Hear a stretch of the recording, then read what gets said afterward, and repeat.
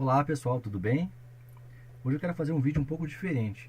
Quero fazer um paralelo aí entre designer e front-end, ou a pessoa que cuida do Photoshop, né?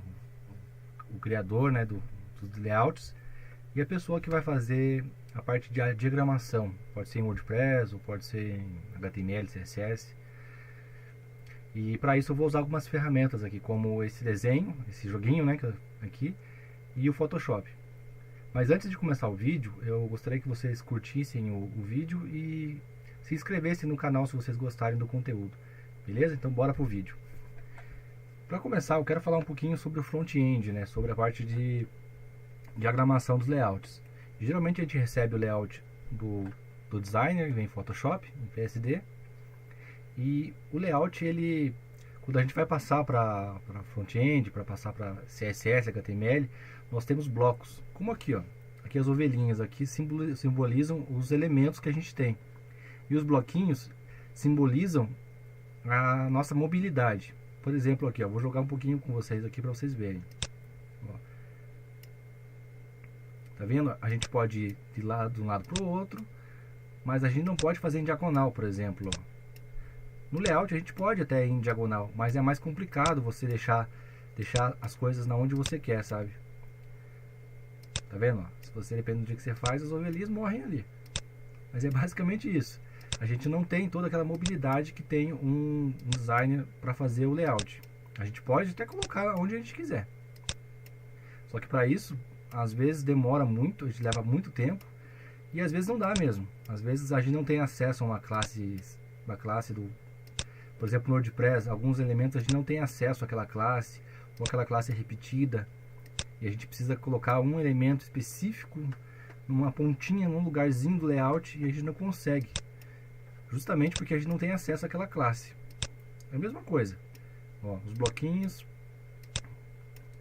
Pensa como se estivesse fazendo um layout, fazendo uma diagramação. Que cada bloquinho desse aqui é a tua movimentação. E agora no Photoshop, por exemplo, ó, Photoshop aqui aberto. O Photoshop eu tenho toda a mobilidade, eu posso colocar onde eu quiser esse elemento, ó. Posso colocar aqui no cantinho, se quiser essa bolinha aqui eu posso pôr em cima aqui, ó, e aqui, ó, um embaixo do outro, posso colocar em todos os cantinhos. E olha como é fácil a movimentação, olha como é prático. Agora já na das ovelhinhas aqui, ó, não é tão simples assim. A movimentação, olha como é truncada a movimentação, ó. Eu não consigo ir daqui pra cá, ó, ou daqui pra cá, não consigo. Não que no layout eu não possa fazer isso, eu posso fazer isso. Só que algumas vezes não dá.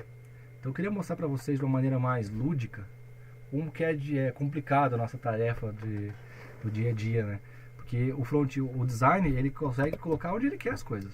Então ele coloca aqui, por exemplo, vai por aqui, esse alinhamento aqui, e ó, como vai ficar bacana. Ele consegue fazer o que ele quiser. E a gente não.